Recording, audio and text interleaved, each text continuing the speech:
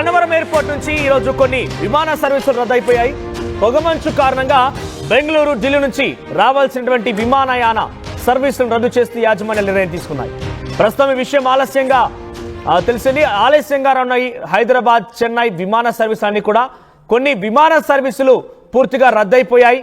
మరికొన్ని ఆలస్యంగా రావడంతో చాలా ఇబ్బంది పడుతున్నారు ప్రయాణికులు. ఉత్తరాది రాష్ట్రాల్లో చలి తీవ్రత పెరిగిపోవడంతో పొగమంచు కమ్మేయడమే ఈ విమానాల ఆలస్యానికి గల కారణంగా తెలుస్తోంది. ఈరోజు గన్నవరం ఎయిర్పోర్ట్ దగ్గర పెద్ద ఎత్తున సర్వీసులు రద్దు చేశారు. పొగమంచు కారణంగా బెంగళూరు, ఢిల్లీ నుంచి రావాల్సినటువంటి ఆ ఫ్లైట్స్ అన్నిటి కూడా రద్దు చేశారు. విమాన సర్వీసులని రద్దు చేస్తూ యాజమాన్యాలు నిర్ణయం తీసుకున్నాయి. ప్రస్తుతం హైదరాబాద్, చెన్నై విమాన సర్వీసులు ఆలస్యంగా రాబోతున్నాయి. కొన్ని విమాన సర్వీసులు కూడా రద్దయ్యాయి ఇప్పటికే. మరికొన్నిటిని కొంత ఆలస్యం అవుతాయంటూ కూడా యాజమాన్యాలు చెప్తున్నాయి. ఉత్తరాది రాష్ట్రాల్లో చలి తీవ్రత పెరిగిపోవడంతోనే ఈ యొక్క ప్రధాన కారణంగా తెలుస్తోంది. పొగమంచు కమ్మేయడమే విమానాల ఆలస్యానికి కారణంగా చెప్తున్నాయి.